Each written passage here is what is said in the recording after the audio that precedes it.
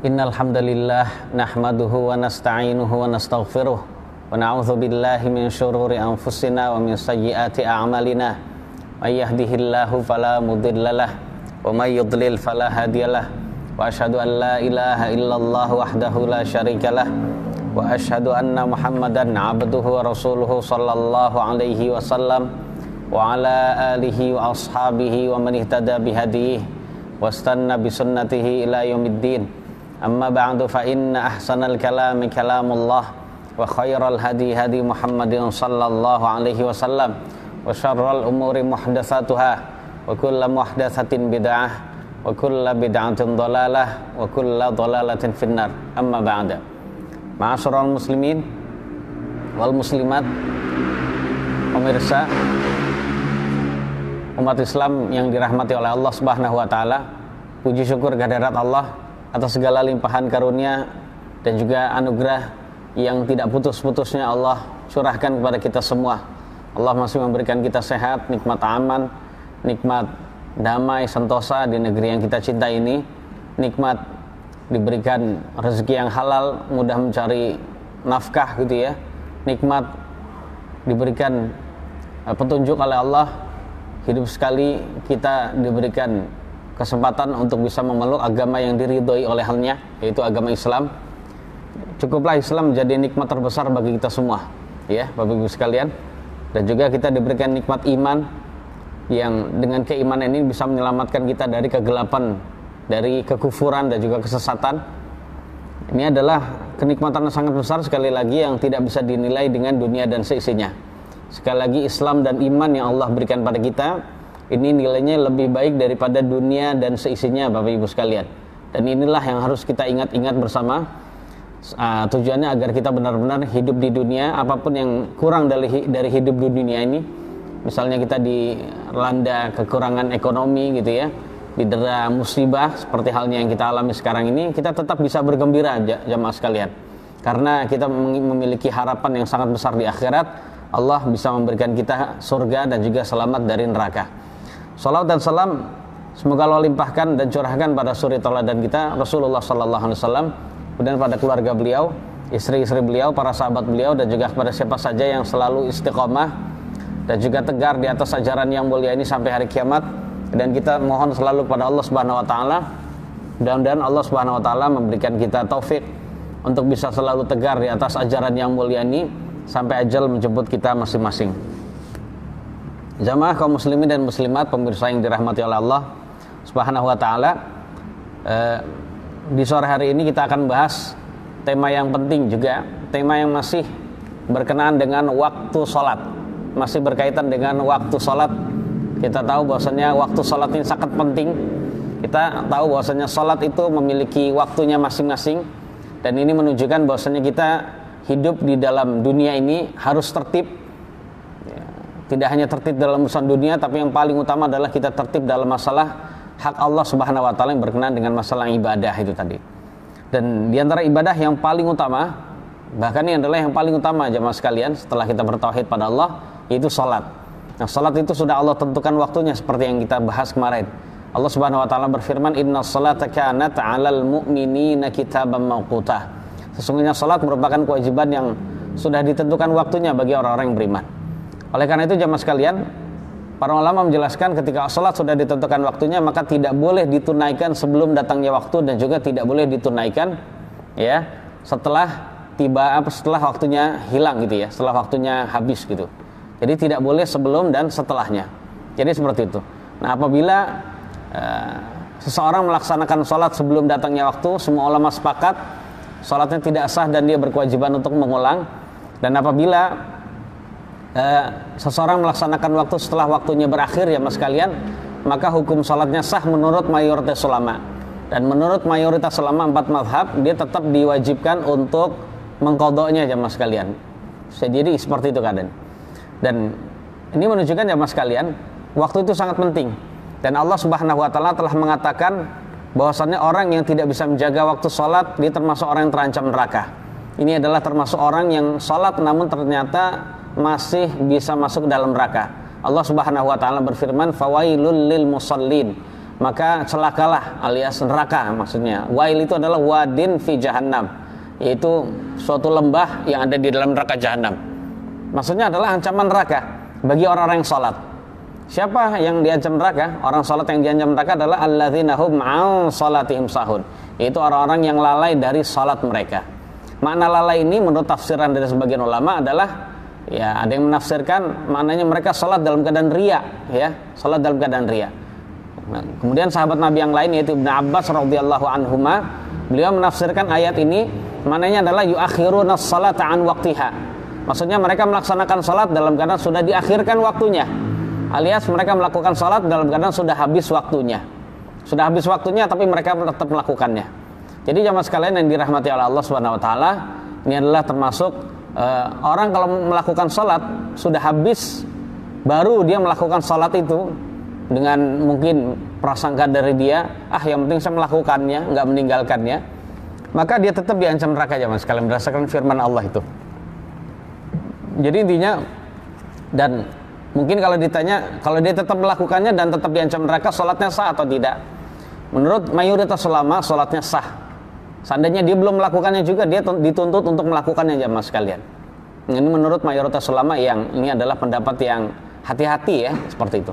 Nah menurut mayoritas ulama jamaah sekalian, kalau ada orang nggak sholat sebulan, ya contohnya nggak sholat sebulan gitu ya, maka dia diwajibkan setelah dia taubat pada Allah untuk melaksanakan sholat tersebut selama sebulan. Jadi sholat yang selama sebulan itu dia wajib qadha, dan mengqadha tetap tidak menggugurkan dosa besar yang ada pada diri dia. Jadi konsekuensinya setelah dia qadha, dia harus tobat dengan tobatan nasuha. Jadi seperti itu jamaah sekalian. Namun ternyata manusia tidaklah mengalami satu kondisi, satu keadaan dalam kehidupannya jamaah sekalian. Terkadang dia mengalami kondisi-kondisi yang mengharuskan atau memaksa dia, atau dia terdesak untuk melakukan sholat di luar waktu. Artinya sholatnya sudah habis, dia baru bisa melaksanakannya. Dan agama kita jamaah sekalian adalah agama yang ringan, mudah ya. Nah, artinya ketika dalam keadaan kondisi tertentu yang mengharuskan dia melakukan sholat, maka syariat kita memberikan keringanan.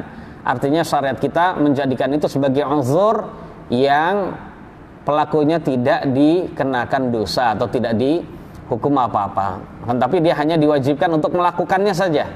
Jadi tidak dianggap dosa dan tetap dianggap sama seperti orang yang melakukan sholat pada waktunya atau tepat waktu. Baik, di pertemuan ini jamaah sekalian kita akan membahas tentang al-a'dzar li ta'khirus sholati an waqtiha, yaitu uzur-uzur diperbolehkan menunda sholat dari waktunya. Jadi kita sudah tahu hukum asalnya sholat gak boleh ditunda jamaah sekalian. Namun terkadang kita mengalami uzur atau kondisi-kondisi kita boleh mengakhirkan sholat. Taib. Uzur yang pertama dan kedua jamaah sekalian. Kenapa pertama dan kedua langsung? Ya karena uzur pertama dan kedua itu termaktub di dalam satu hadis yang mulia. Makanya uzur yang pertama dan kedua adalah an-naumu wan nisyan. Uzur yang pertama dan kedua yaitu adalah tidur atau ketiduran maksudnya ya. Ketiduran dan juga lupa. Ini adalah diantara uzur yang seseorang boleh atau tidak berdosa apabila dia menunda sholat ya jamaah sekalian. Oleh karena itu siapa saja yang ketiduran sehingga meninggalkan sholat sampai habis waktunya, atau dia lupa ya. Namanya orang lupa nggak ingat jamaah sekalian ya, maka dia termasuk ma'zur. Ma'zur itu adalah orang yang terkena uzur syar'i ya. Dan dia diwajibkan untuk qadha salat tersebut, melakukan salat tersebut ketika dia sudah bangun atau sudah ingat. Berdasarkan hadis Nabi yang mulia yang diriwayatkan oleh Al-Imamul Bukhari ya, dan juga lainnya dari sahabat Nabi Anas bin Malik radhiyallahu anhu, Nabi kita sallallahu alaihi wasallam bersabda, "Man nasiya salatan falyusalliha idza dzakaraha, la kaffarata laha illa dzalik." Barang siapa yang lupa sholat jemaah sekalian. Orang terkadang disibukkan dunia lupa sholat, ya, maka supaya dia melakukan sholat tersebut ketika dia telah ingat. Tidak ada kafarah bagi dia melainkan hanya itu saja. Jadi dia tidak diwajibkan untuk membayar fidyah, tidak diwajibkan untuk membaca istighfar atau tahlil, tidak ada jemaah sekalian. Jadi kafarah dia adalah hanya itu tadi, yaitu mengqadha sholatnya. Jadi melaksanakan sholat tersebut. Kalau di dalam riwayat yang lain, riwayat Imam An-Nasai jamaah sekalian, man nama an salatin aw nasiha falyusalliha idza dzakaraha. Jadi barang siapa yang ketiduran dari salat atau dia lupa, maka supaya dia melakukan salat tersebut ketika dia telah mengingatnya. Kalau ketiduran ya ketika telah bangun dari tidur. Dan Nabi kita sallallahu alaihi wasallam telah bersabda demikian. Dan ternyata Allah Subhanahu wa taala telah mentakdirkan beliau pernah kesiangan salat subuh jamaah sekalian. Al-Imam Al-Bukhari dalam kitab sahihnya pernah meriwayatkan ya. Jadi meriwayatkan dari sahabat Nabi bahwasanya diceritakan Nabi kita sallallahu alaihi wasallam pernah ketiduran. Jadi berangkat dalam safar gitu jamaah sekalian, dalam keadaan safar gitu ya. Beliau ketiduran.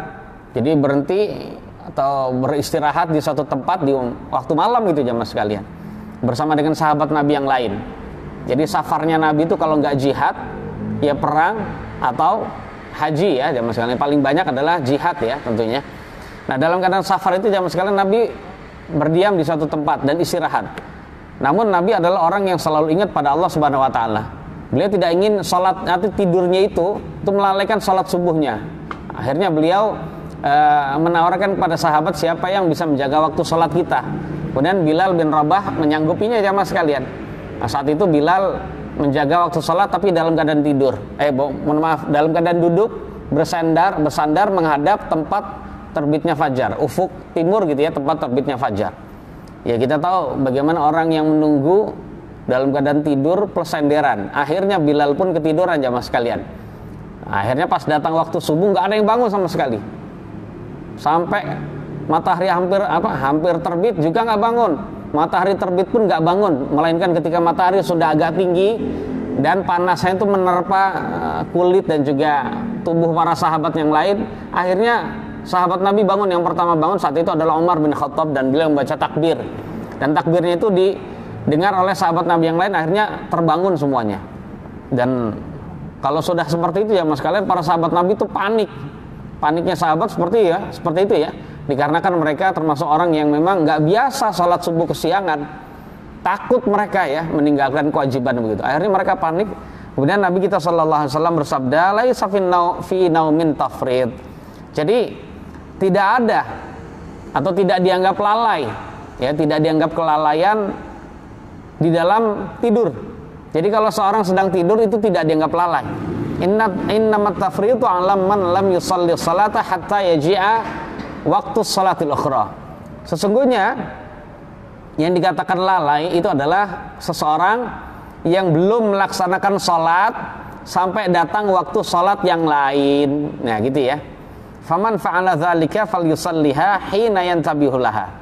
Jadi yang lalai itu adalah orang yang enggak tidur kemudian belum melakukan salat sampai datang waktu salat yang lain. Ya. Kata Nabi alaihi salatu wasallam, maka siapa saja yang mengalami demikian supaya dia melaksanakan salat tersebut ketika telah bangun. Ya, ketika sudah bangun. Fa idza kana minal ghadi falyusalliha 'inda waqtiha.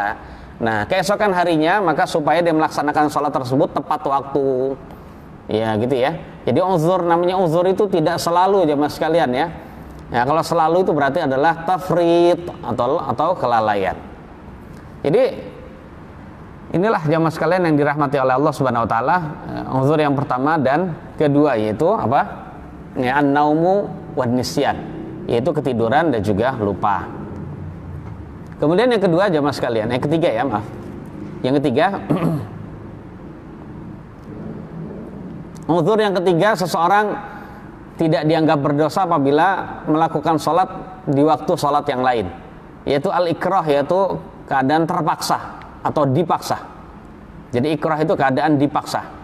Jadi faman ukriha ala tarkis sholat, siapa saja yang dipaksa oleh orang-orang kafir untuk meninggalkan sholat, nggak boleh sholat. Begitu juga dia dilarang untuk berisyarat saat sholat. Karena kita tahu jamaah sekalian, ketika kita dilarang untuk sholat namun masih mampu untuk berisyarat sholat, contohnya berisyarat dengan tangan kita mungkin diikat, tapi tangan kita bisa ya jamaah sekalian, tangan kita bisa, atau mungkin tangan juga diikat tapi kepala kita bisa berisyarat Allah Akbar, Allah Akbar, Allah Akbar. Jadi begitu bisa isyarat dengan mata juga gitu ya, Assalamualaikum warahmatullahi wabarakatuh, Assalamualaikum, maka kita wajib melakukannya. Namun berisyarat sholat pun dilarang jamaah sekalian. Karena mereka akan meneliti, "Loh, kamu ngapain ini berisyarat?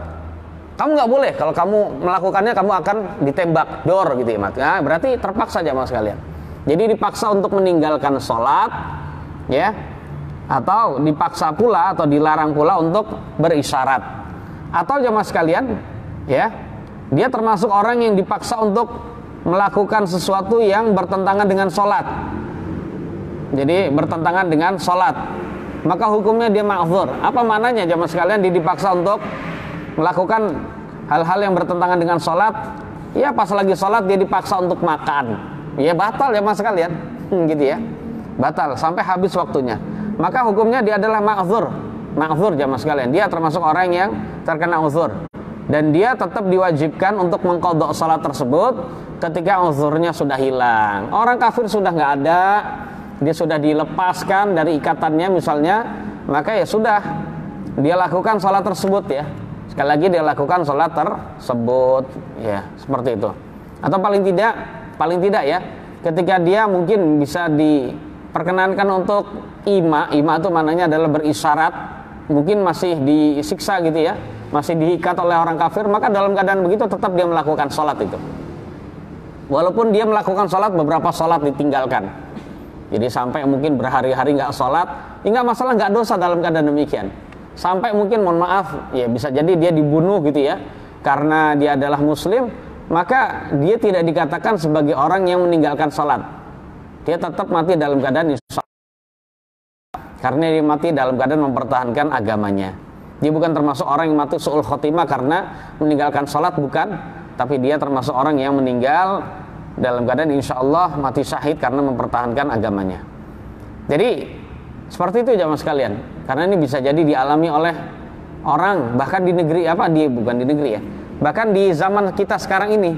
Seperti mungkin saudara kita yang ada di Rohingya misalnya gitu ya, atau saudara kita yang ada di Xinjiang, provinsi Xinjiang di Cina gitu ya. Saudara kita muslim dilarang untuk sholat, maka saat itu dia diperbolehkan untuk menunda sholat. Sampai kapan? Sampai masa masa penjajahan atau masa tersiksa oleh orang-orang kafir itu hilang. Jadi demikian. Nah, jamaah sekalian yang dirahmati oleh Allah, sekali lagi dia dalam keadaan demikian itu harus ya. Intinya kalau dia dipaksa untuk meninggalkan sholat, kemudian dilarang juga untuk berisyarat. Namun kalau dia tetap bisa berisyarat jamaah sekalian, dia tetap wajib berisyarat. Dan salat dia saat itu sah dan tidak ada kewajiban bagi dia untuk mengulangi salat nanti ya. Jadi demikian. Kemudian uzur yang keempat, seseorang boleh menunda salat dari waktunya, yaitu al-jam'u bainas salataini liman yajuzu lahul jam'u. Jadi uzur yang keempat adalah uzur menjamak di antara dua salat bagi orang yang diperbolehkan untuk menjamak salat. Jadi menjamak salat di antara dua salat, menjamak di antara dua salat bagi orang yang diperbolehkan untuk menjamaknya. Jadi bagi orang ya mas kalian yang diperbolehkan untuk menjamak salat, maka bagi dia untuk mengakhirkan salat dari waktunya boleh, nggak masalah. Jadi begitu. Contohnya dia dalam keadaan diperbolehkan untuk menjamak salat saat safar. Saat safar ya. Dia saat itu dia ingin melakukan sholat zuhur di waktu asar, maka jawabannya boleh jamaah sekalian. Jamaahnya boleh, jawabannya boleh. Nah kalau sudah demikian itu, sebenarnya bagi dia jamaah sekalian, sebenarnya kelihatannya dia menunda sholat, kelihatannya dia melakukan sholat zuhur sudah pada waktu asar. Namun itu memang secara surahnya, secara bentuknya, secara lahiriahnya memang demikian.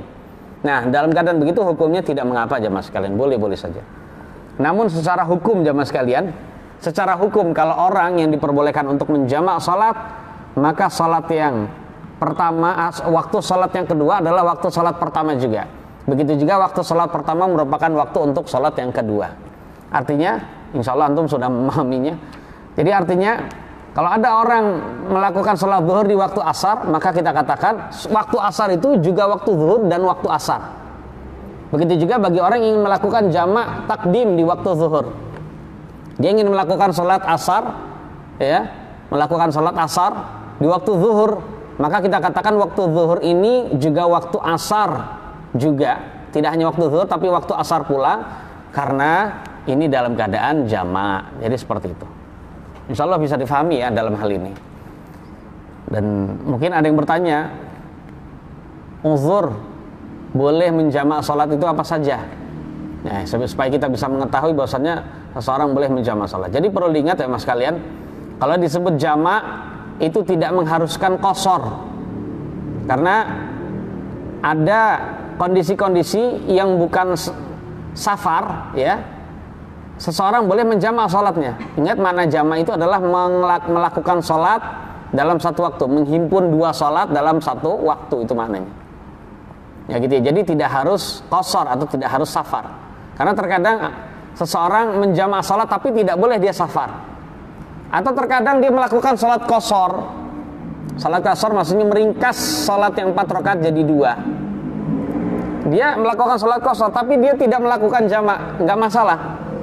Soal contohnya dia termasuk musafir gitu ya, dia melakukan sholat zuhur 2 rakaat, pergi lagi, nanti pas adzan asar dia berhenti lagi di masjid, dia melakukan sholat 2 rakaat lagi, nggak masalah ya mas kalian. Jadi tidak harus menjamak sholat, jadi tidak ada kelaziman orang yang qashar harus jamak, orang yang jamak harus qashar, nggak begitu. Nah gitu ya, tadi kita sudah tahu ya mas kalian jawabannya, bahwasannya salah satu atau diantara uzur seseorang boleh menjamak salat adalah safar. Jadi kalau kita safar jamaah sekalian, maka saat itu kita boleh menjamak salat. Menjamak salat ya. Ya, salat zuhur boleh dilakukan di waktu asar, makanya disebut jamak takhir. Boleh juga salat asar dilakukan bersama di waktu zuhur. Itu disebut jamak takdim. Begitu juga maghrib dengan isya, seperti itu. Adapun salat subuh tidak bisa dijamak dengan manapun gitu ya. Harus dilakukan di waktunya. Itu yang pertama. Mungkin ada yang tanya lagi, apa makna safar itu? Ya gitu ya. Ya nggak masalah. Kita jawab. Makna safar itu adalah perjalanan jauh yang menempuh jarak perjalanan minimal 80-an kilo. Ya kita katakan 80 kilo lah gitu ya. 80 kilo. Jadi kalau seseorang menempuh jarak perjalanan ya dengan apapun, jalan kaki kayak, mau dengan kendaraan kayak, atau dengan pesawat kayak gitu ya, maka dia disebut safar jamaah sekalian.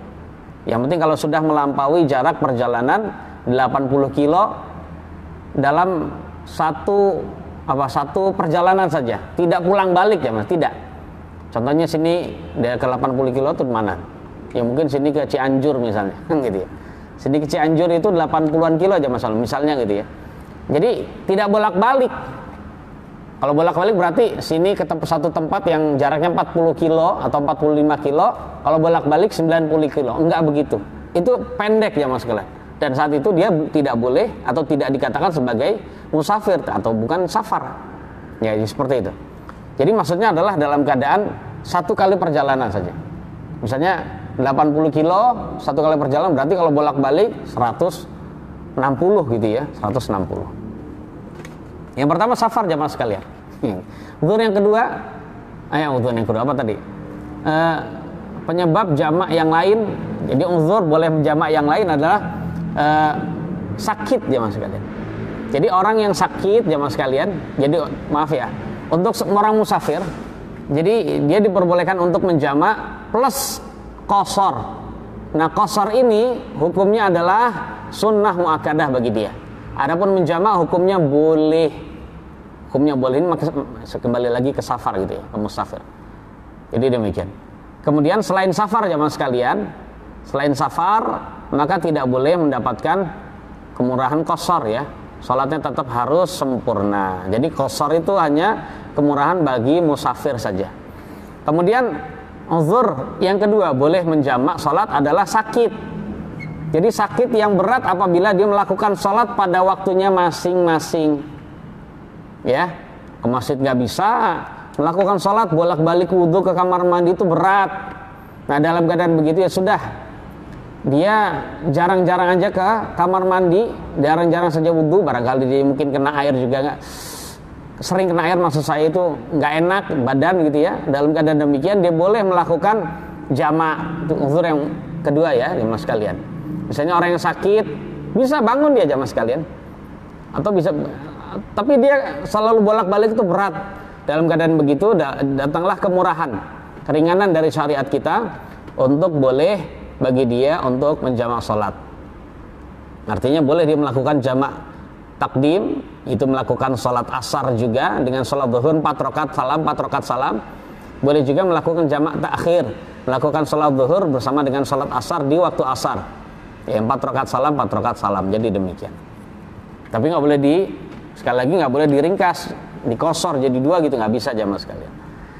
Kemudian uzur yang lain seseorang boleh menjamak sholat adalah ketika dia dalam keadaan khauf, ya, yaitu dalam keadaan khawatir terhadap musuh, khawatir terhadap apa saja ya mas sekalian, khawatir terhadap apa saja dia diperbolehkan untuk menjamak sholat. Contohnya khawatir terhadap binatang buas karena dia berada di hutan, boleh menjamak sholat. Karena ketika dalam keadaan sholat kita dalam keadaan tidak memperhatikan kanan dan kiri kita, ya sudah waktunya dipersempit saja, ya sudah kita lakukan sholat zuhur bersama dengan asar gitu ya, di satu waktu. Kemudian uzur yang lain seseorang boleh menjamak sholat adalah karena jadi ada tadi apa, safar, kemudian apa tadi, sakit gitu ya, kemudian apa lagi, apa, khauf. Kemudian uzur yang lain adalah matar, yaitu hujan jamaah sekalian. Uzur yang keempat boleh menjamak salat adalah matar, yaitu turunnya hujan. Ya, turunnya hujan. Turun hujan itu bisa membolehkan kita menjamak salat jamaah sekalian. Contoh turun hujan di waktu zuhur. Turun hujan di waktu zuhur. Maka dalam keadaan demikian itu boleh kita menjamak salat saat itu.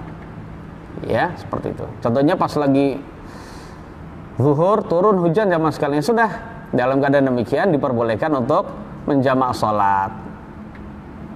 Tapi itu bagi orang, tapi kalau yang mengalami apa jamaah sekalian, dalam mengalami berat. Soalnya kalau hujan bolak-balik nanti waktu asar balik lagi gitu ya, maka itu dalam keadaan berat. Nah, kalau sudah demikian itu diperbolehkan melakukan sholat asar juga pada waktu zuhur itu. Begitu juga boleh melakukan sholat isya di waktu maghrib, ya seperti itu. Nah, perlu diingat untuk jamak saat turunnya hujan itu hanya boleh jamak takdim, boleh jamak takdim saja. Jadi artinya hanya boleh melakukan sholat asar di waktu zuhur atau sholat isya di waktu maghrib. Tapi kalau jamak takhir nggak boleh jamaah sekalian. Contohnya gini, pas waktu zuhur hujan, aduh ntar deh, alhamdulillah hujan, syukur pada Allah atas nikmat dan juga rahmatnya bisa turun hujan. Nah, terdapat kemurahan juga, ntar deh kita sholatnya sholat zuhur di waktu asar aja. Ini nggak boleh jamaah sekalian. Alasannya apa? Jadi karena dia mungkin beralasan kan boleh jamak, ya dalam keadaan demikian ini nggak boleh jamak. Maksudnya nggak boleh jamak takhir, karena diperkirakan, bisa jadi diperkirakan nanti hujannya berhenti sebelum asar. Ya apa tidak gitu. Kalau hujannya berhenti sebelum asar, maka yang terjadi kita sudah mengeluarkan sholat dari waktunya, yaitu sudah mengeluarkan sholat zuhur dari waktunya.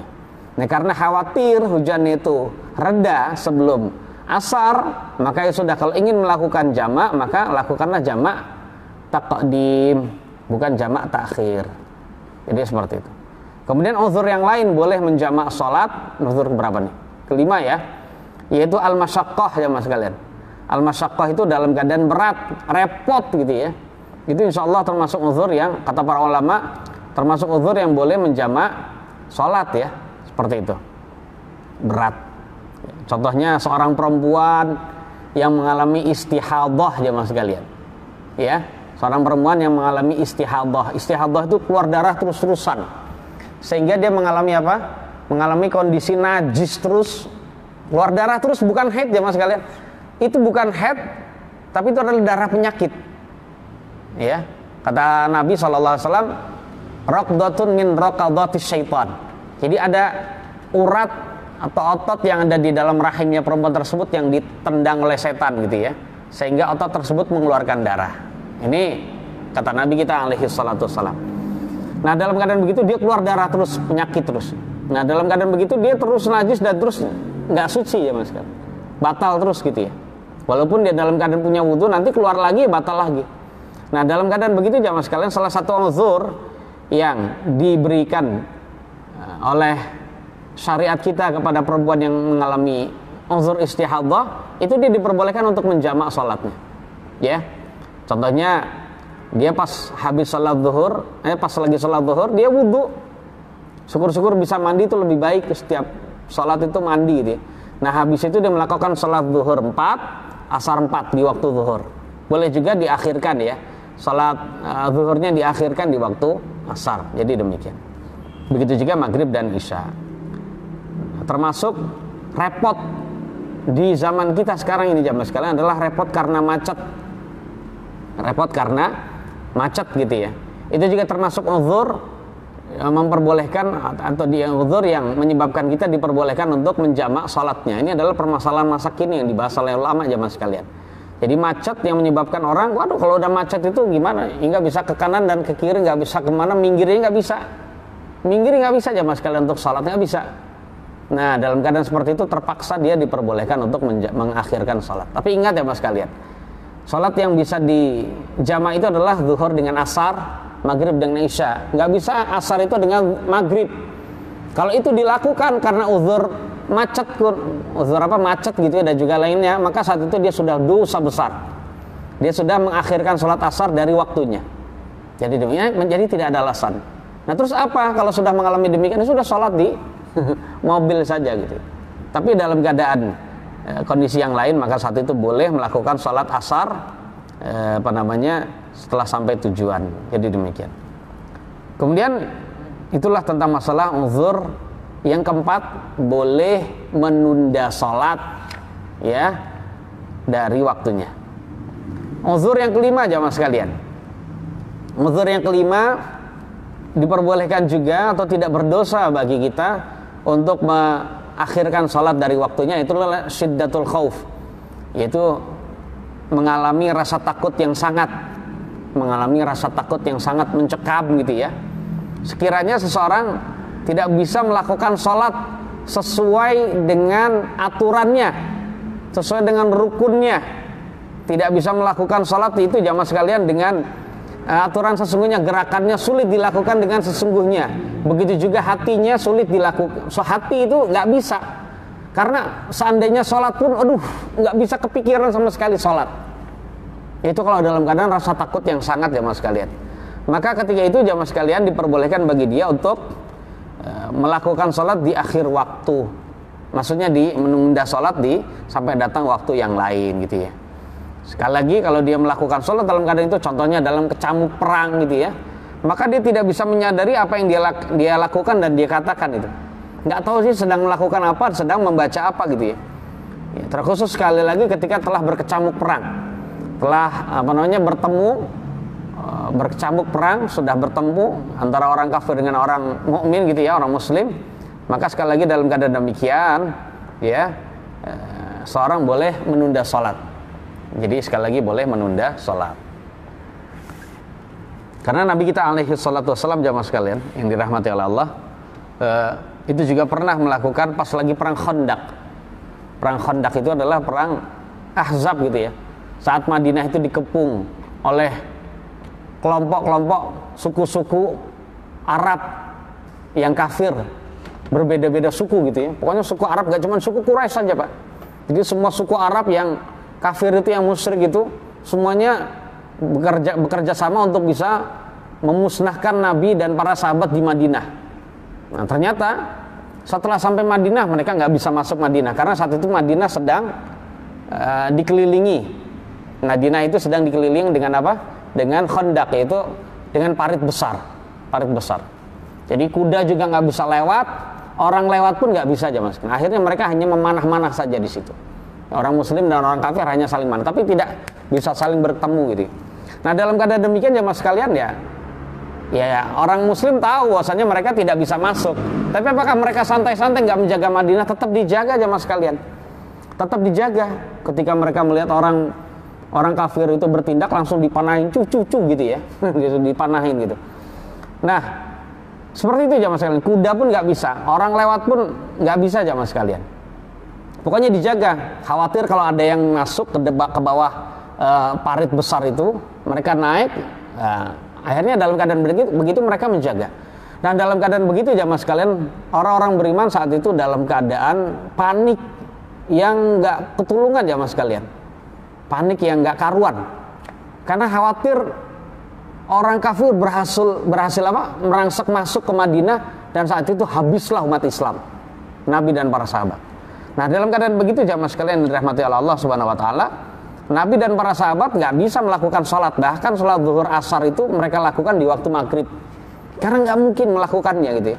Nah, dalam keadaan begitu ini termasuk uzur yang diperbolehkan, ya, uzur yang diperbolehkan untuk menunda sholat. Misalnya contoh yang lain lagi, ini misalnya contohnya mas sekalian, dalam keadaan seorang sedang berburu di hutan, dia sedang dikejar-kejar hewan buas gitu ya, ketakutan datang waktu sholat, dan dia sudah tahu dia nggak bisa melakukan sholat itu karena sedang panik, dia sedang bersembunyi atau lari gitu ya. Maka dalam keadaan gitu dia diperbolehkan untuk menunda sholat sampai uzur itu hilang, karena dia kalau melakukan sholat pun nggak bisa Pak.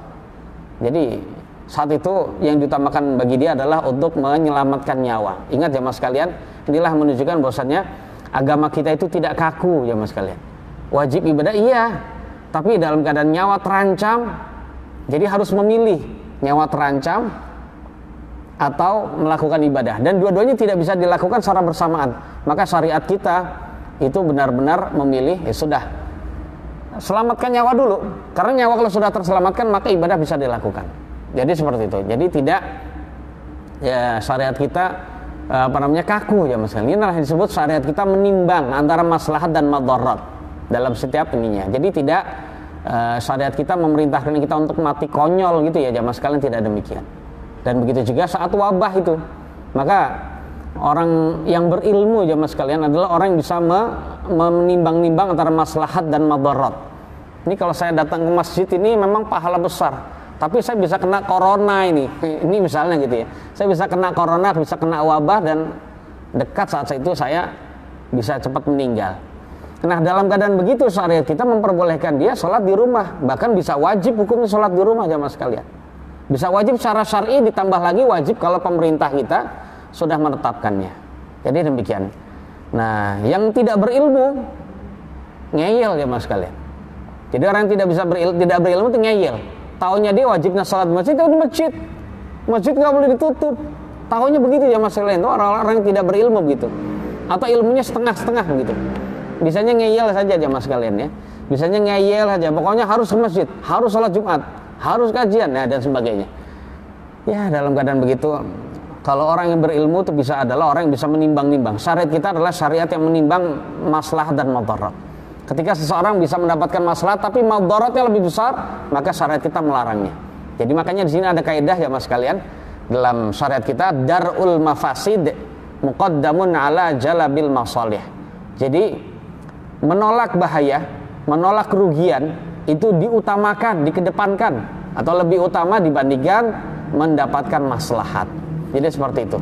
Wallahu a'lam bishawab.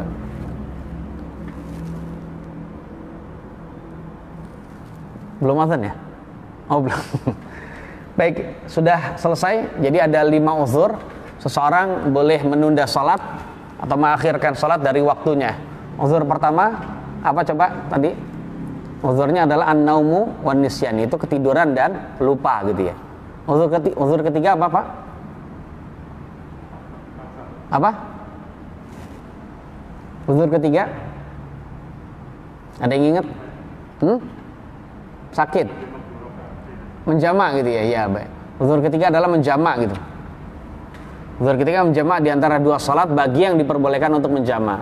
Uzur keempat adalah ikrah. Ikrah itu adalah dipaksa untuk meninggalkan sholat maksudnya, oleh orang kafir maksudnya. Ya gitu ya. Kemudian uzur yang terakhir, yang kelima adalah syiddatul khauf, yaitu rasa takut yang sangat, atau rasa takut yang sangat sehingga dia tidak bisa melaksanakan sholat pada waktunya. Kemudian itu yang bahasan yang ketiga jamaah sekalian ya, tentang masalah waktu. Kemudian poin yang keempat ya mas sekalian, poin yang keempat masih berkenaan dengan waktu, karena pembahasan fikih waktu salat itu panjang. Inilah pembahasan fikih ya jamaah sekalian. Kalau kita membahas ilmu fikih ya begini ya, itu penting sekali ya, penting, tapi jarang yang mau belajar. Kenapa bahasan ini memang membosankan jamaah sekalian? Tapi perlu diingat, perlu diingat. Ternyata ini adalah kewajiban kita kepada Allah Subhanahu wa taala. Karena masalah waktu itu sangat penting. Berkenaan masih dengan waktu sholat. Itu kita akan bahas poin yang keempat, yaitu man shara ahlan wujubis shalah qabla khuruji waqtiha. Jadi ada orang yang sempat menjumpai kewajiban sholat sebelum waktunya habis. Saya ulang, ada orang atau siapa saja yang sempat menjumpai atau sempat mengalami wajibnya sholat, sempat mengalami wajibnya sholat sebelum waktunya habis. Dari bahasanya kita insya Allah sudah tahu, orang ini sempat menjumpai waktunya sholat, nggak lama habis itu waktu sholat habis. Bagaimana hukumnya? Di sini dibahas jamaah sekalian. Apabila ada seorang anak kecil yang sudah balik, ya berarti sudah balik, dia sudah sempat menjumpai, berarti saat itu dia menjumpai kewajiban sholat. Kalau sudah balik berarti dia intinya adalah wajib sholat. Atau orang yang gila kembali sehat berakal. Atau apabila ada orang yang pingsan sadar, setelah berhari-hari pingsan, habis itu dia sadar. Atau perempuan yang haid atau nifas sudah suci sebelum keluarnya waktu atau sebelum habisnya waktu sholat, ya diperkirakan jarak waktunya adalah kira-kira 1 rakaat atau lebih.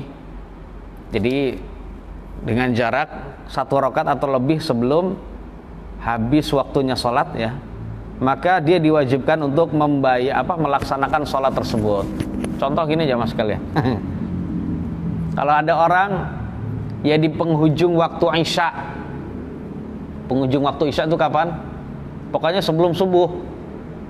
Sebelum subuh itu adalah waktu Isya.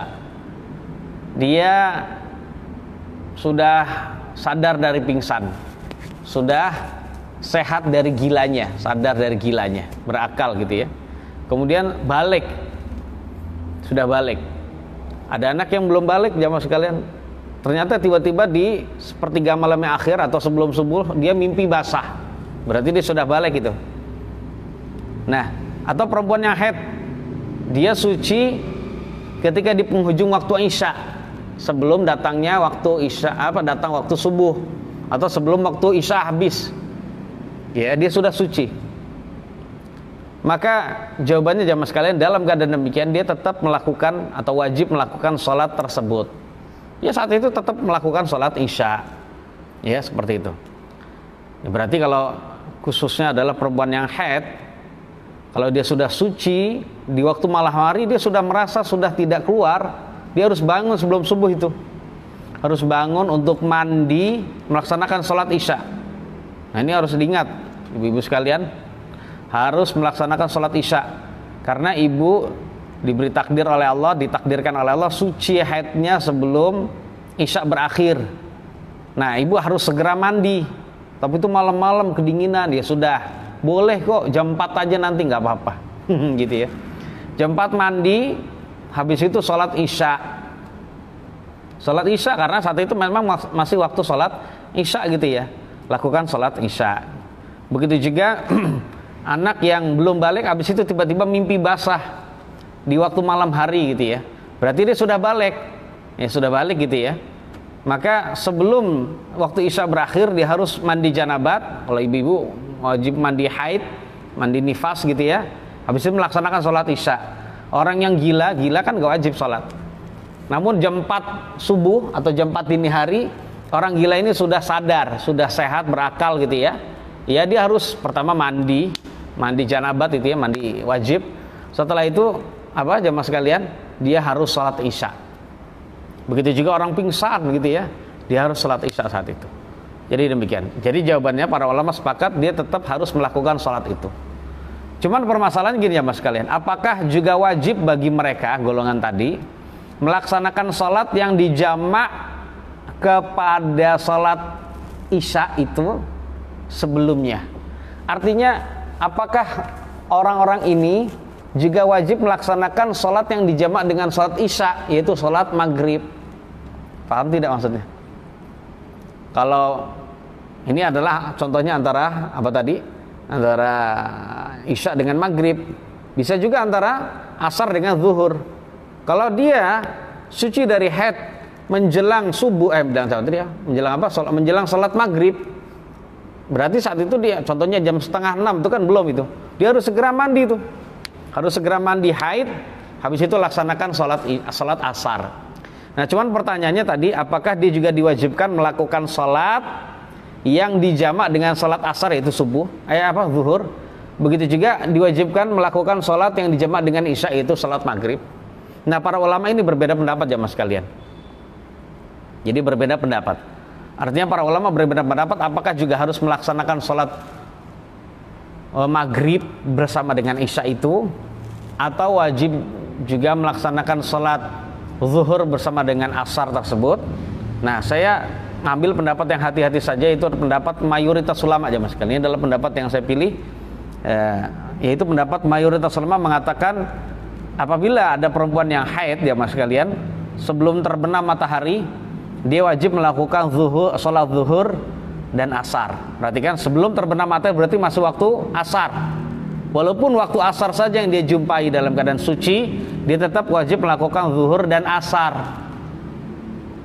Kemudian kalau dia sucinya ketika sebelum fajar, berarti kalau sebelum fajar masih waktu apa?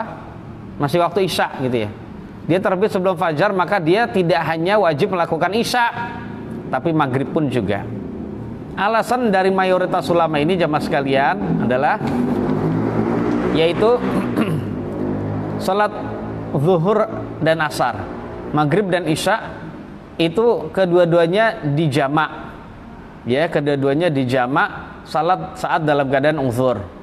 Ya, alasan menurut mayoritas ulama wajib melakukan salat sebelumnya yang memang disyariatkan untuk dijamak dikarenakan kalau ini diwajib salat zuhur dan asar gitu ya. Karena waktu asar itu merupakan waktu zuhur juga dalam keadaan jamak. Begitu juga waktu isya ini juga termasuk waktu maghrib dalam keadaan dijamak. Jadi kalau seseorang diberikan uzur menjamak, maka dalam keadaan begitu ya waktu asar ya juga waktu zuhur, berarti dia tidak hanya melakukan sholat asar saja, tapi zuhur juga. Begitu juga menurut mayoritas ulama, itu tadi waktu isya juga termasuk waktu bagi sholat maghrib dalam keadaan dijamak. Jadi kalau dijamak seperti itu keadaannya. Jadi intinya dalam keadaan uzur menjamak, maka dia harus melakukannya. Dan ini berdasarkan ucapan dari sahabat jamaah sekalian. Jadi ada riwayat dari sahabat Nabi, bahkan tidak hanya seorang dari sahabat Nabi. Saya bacakan 3 orang sahabat Nabi berkata tentang masalah hal ini. Yang pertama adalah riwayat dari Abdurrahman bin Auf yang dinukil di dalam kitab Musannaf Ibnu Abi Syaibah dari sahabat Abdurrahman bin Auf. Beliau berkata, "Idza tahuratil haidhu qabla ghurubi syamsi shallatiz dhuhra wal 'asra." Apabila ada perempuan yang haid suci sebelum terbenam matahari, diingat, maka dia melakukan salat zuhur dan asar. Wa idza tahurat qabla tulu'il fajr shallatil maghrib wal 'isya. Apabila ia sucinya sebelum terbit fajar, maka dia melakukan sholat maghrib juga bersama dengan isya. Sahabat yang kedua yaitu Ibnu Abbas radhiyallahu anhuma, beliau berkata, "Idza tahurat qabla al-maghribi shallatiz dhuhra wal 'asra." Apabila ada seorang perempuan yang haid atau nifas suci sebelum maghrib, berarti waktu asar tuh ya, maka dia melakukan sholat zuhur dan asar. Wa idza tahurat qabla al-fajri shallatil maghriba wal 'isya. Kalau dia suci sebelum fajar, berarti sebelum waktu subuh, berarti masih waktu isya ya, maka dia juga melakukan sholat maghrib bersama dengan sholat isya. Yang demikian itu juga dinukil dari Abu Hurairah, sama ya, ucapannya sama, berkata demikian. Jadi jamaah sekalian ya, beberapa orang sahabat Nabi mengatakan demikian, maka inilah ya pendapat yang hati-hati. Walaupun di sana juga ada pendapat ulama yang lain ya, Ya, seperti ada yang mengatakan, oh nggak wajib, hanya wajib sholat asar saja, hanya wajib sholat isya saja, tidak wajib sholat sebelumnya itu tadi. Namun kalau mau berhati-hati ya lakukan dua-duanya. Wallahu a'lam bishawab, dan itu lebih lebih menggugurkan kewajiban dan juga lebih melepas tanggung jawab. Wallahu a'lam bishawab. Insyaallah kita akan lanjutkan pada pertemuan yang akan datang tentang masalah waktu yang lain yang berkenaan dengan waktu yang lain. Itu permasalahan yang sebenarnya mungkin jadi perbincangan ya. Apabila ada orang belum melakukan sholat sampai habis waktunya tanpa ada uzur, bagaimana? Ya, apakah dia wajib mengqadha atau enggak? Nah, ini kita akan bahas dalam pertemuan yang akan datang. Ya, barangkali di antara jamaah atau pemirsa barangkali ada yang mau bertanya, dipersilakan.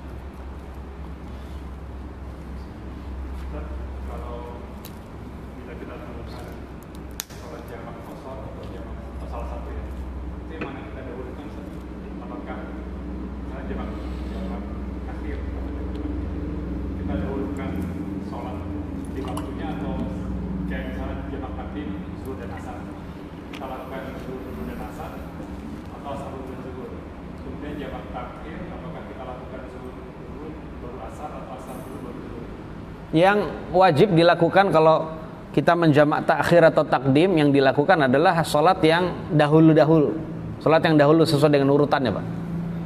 Ya seperti itu. Contohnya kita melakukan sholat jamak takhir, sholat zuhur di waktu asar, ya kita lakukan sholat zuhur dulu walaupun itu adalah waktu asar. Jadi kita waktu zuhur dulu, sholat zuhur dulu, habis itu asar. Begitu juga yang ingin melakukan jamak takhir, melakukan sholat maghrib di waktu isya, ya maghrib dulu Pak, sesuai dengan urutannya. Jadi tidak dibalik, karena kalau dibalik hukumnya tidak sah, hukumnya tidak sah dalam keadaan demikian. Wallahu a'lam. Ada lagi Pak, silakan.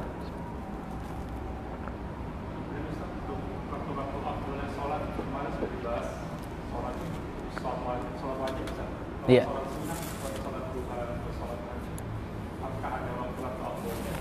Oh baik.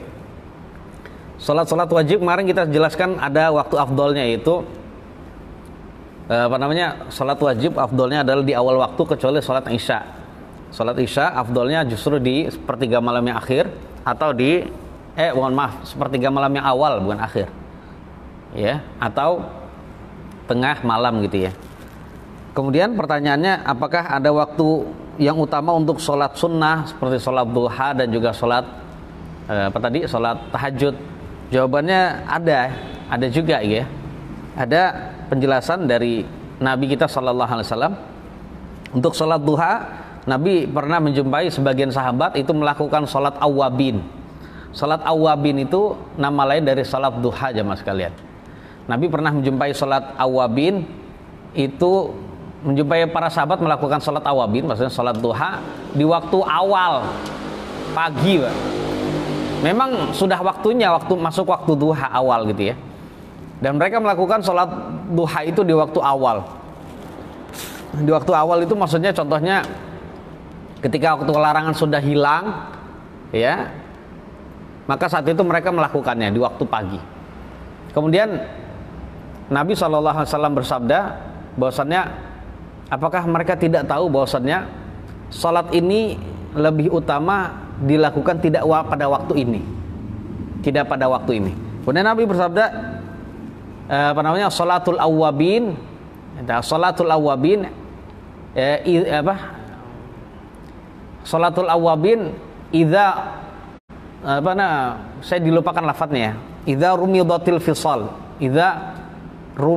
fisal. Jadi sholat awwabin itu dilakukan ketika anaknya onta itu kepanasan. Jadi anaknya onta itu kepanasan.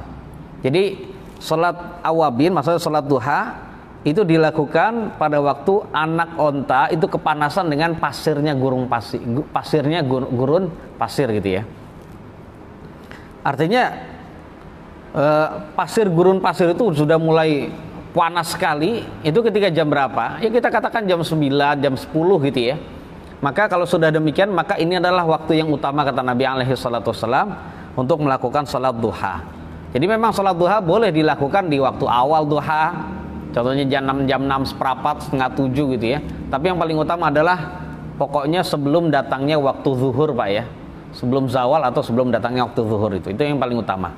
Mungkin kalau antum pas lagi istirahat kerja, misalnya kalau lagi kerja ada istirahat sebentar gitu ya, mau ke kantin tapi antum sholat duha, ya maka itu adalah waktu yang utama melakukan sholat duha.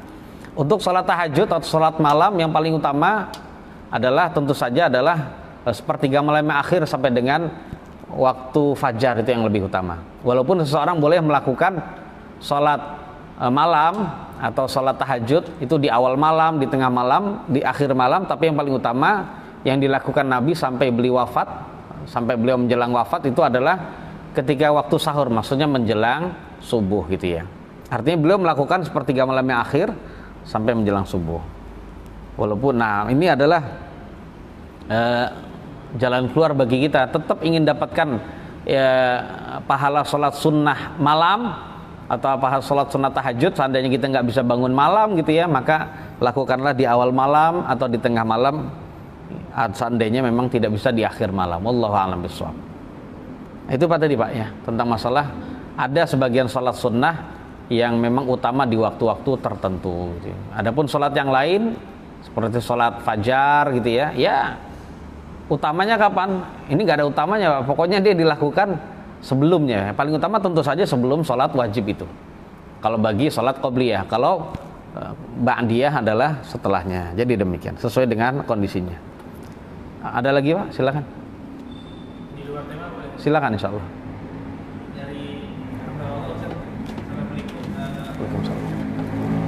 Tapi afdal di lingkungan sekitar, di lingkungan sekitar sementara sudah kepada mampu atau berkorban dengan ikut program-program kurban seperti sebar kurban Nusantara di mana uang saja dan kemudian hewan kurbannya disembelih dan distribusikan ke daerah-daerah rawan, lebih afdal mana?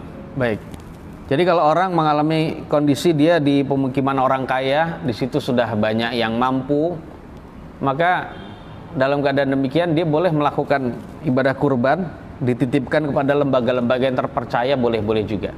Contohnya kepada sekolah atau lembaga-lembaga yang amanah gitu, yang dikenal amanah, untuk bisa mendistribusikan atau menyembelih hewan kurban sebagai wakil dia. Insya Allah pahalanya sama. Dan yang lebih utama adalah ya itu tadi, kalau memang di lingkungan sekitar dia sudah pada kaya gitu, daerah perkotaan gitu, sulit dijumpai orang miskin dan memang nggak ada waktu bagi dia untuk bisa gitu ya, maka karena sebenarnya walaupun sebenarnya boleh-boleh juga, utama juga ya, karena hakikat dari ibadah kurban itu adalah yang mengalirkan darah itu tadi, mengalirkan darah hewan maksud saya. Nah dalam keadaan demikian jamaah sekalian, sebenarnya sah-sah juga ya melakukannya di tempat dia, di mana dia bersama dengan orang-orang yang mampu, karena untuk membagikan daging kurban ini tidak seperti zakat yang harus benar-benar ketat kepada orang fakir dan miskin, sedangkan daging kurban ini diperbolehkan kita berikan kepada orang kaya gitu ya, sebagai hadiah, bisa diberikan kepada fakir miskin atau orang non muslim dengan muslim, boleh-boleh saja, silakan, nggak masalah ya, orang yang minta maupun yang nggak minta silakan, jadi bebas. Jadi ini sama seperti sedekah sunnah. Namun kalau dikatakan mana yang lebih utama, tentu saja kepada orang yang lebih membutuhkan. Seandainya ada orang yang tidak bisa menikmati daging kurban itu, melainkan apabila nggak bisa makan daging ya, nggak bisa makan enak kecuali ketika ibadah kurban atau ibadah Idul Adha gitu ya, maka insya Allah lebih utama bagi dia kalau dia alokasikan ya daging kurban tersebut atau hewan kurban tersebut kepada daerah-daerah yang rawan atau yang terpencil, yang insya Allah bisa lebih senang bagi dia untuk bisa melakukan. Jadi intinya seperti itu jamaah sekalian. Jadi ibadah itu bisa semakin besar pahalanya apabila diberikan kepada orang yang mampu gitu dia. Jadi bisa berlipat pahalanya apabila diberikan kepada orang yang tidak mampu, pada orang yang tidak mampu atau kepada orang yang sangat membutuhkannya. Pada orang yang sangat membutuhkannya. Diberikan kepada orang lain pahala, ini pahala-pahala kebaikan-kebaikan semua. Tapi kebaikan yang paling utama adalah apabila diberikan kepada orang yang sangat membutuhkan makanan tersebut. Wallahu a'lam bishawab. Jadi demikian. Silakan. Assalamualaikum Ustaz, bagaimana hukumnya berkurban untuk orang yang sudah meninggal? Hukumnya berkurban menurut untuk orang yang sudah meninggal, ini memang ada riwayat ya, bahwasanya Ali bin Abi Thalib berkata beliau melakukan ibadah kurban dengan menyembelih 2 ekor kambing. Jadi 1 ekor kambing untuk dia, 1 ekor kambing untuk Nabi kita sallallahu alaihi wasallam. Karena Nabi sallallahu alaihi wasallam, kata Ali bin Abi Thalib, itu menyuruh dia untuk berkorban bagi Nabi setelah Nabi wafat. Jadi hukumnya insya Allah diperkenankan, boleh-boleh saja. Jadi menyembelih hewan kurban diniatkan pahalanya bagi orang yang sudah meninggal. Tapi bisa juga pahala tersebut ya itu diniatkan. Jadi tidak dikhususkan kambing tertentu ya, tidak dikhususkan kambing tertentu. Artinya diikut sertakan pahalanya bersama dengan orang-orang yang masih hidup. Contohnya misalnya saya berkorban, saya niatkan kurban ini untuk saya dan juga atau dari saya dan juga dari keluarga yang ada di rumah saya. Saya niatkan keluarga saya itu adalah ya anak saya, kemudian istri saya, kalau 1 ya 1, kalau 4 ya 4 gitu ya. Saya niatkan juga untuk kedua orang tua saya, baik yang masih hidup maupun yang sudah tiada. Maka saat itu ketika saya menyembelih hewan kurban, pahala itu sampai kepada saya dan juga kepada orang-orang yang saya niatkan itu. Jadi seperti itu jamaah sekalian. Jadi tidak perlu kita menyembelih hewan khusus nih untuk saya dan keluarga saya, ini adalah untuk itu juga sebenarnya bisa juga. Tapi kalau kita tidak melakukan demikian, cukupnya 1 kambing saja, maka insya Allah itu bisa sampai pahalanya. Wallahu a'lam bishawab. Maka adalah kekeliruan sebagian umat Islam itu menyembelih hewan kurban dengan mereka meniatkan tahun ini yang nyembelih adalah diniatkan untuk ayah, tahun besok istrinya gitu ya, tahun besok anaknya yang pertama si kakak gitu ya, tahun besok enggak begitu ya mas kalian. Yang benar sudah itu adalah karena itu adalah uang dari suami, maka suami saja menyebut namanya, diniatkan untuk dia dan juga keluarganya. Keluarga itu disertakan pahalanya, maka saat itu pahalanya sampai. Jadi tidak hanya 1 saja seperti itu, tidak. Jadi misalnya diniatkan untuk saya pahalanya dan juga untuk keluarga saya, maka sampai itu, anaknya mau berapapun sampai, istrinya mau berapapun sampai itu ya. Dikit dong pahalanya. Oh enggak aja mas sekalian, karena Allah itu kaya akan karunia, pahala dan juga kebaikan.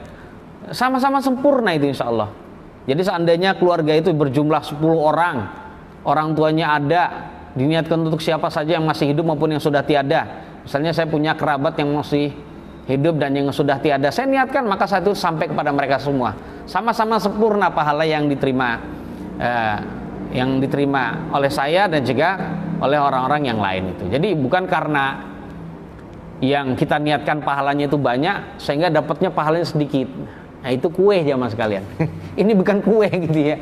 Kalau kue begitu, jadi antum jangan samakan pahala yang Allah berikan itu seperti kue. Beda jamaah sekalian ya.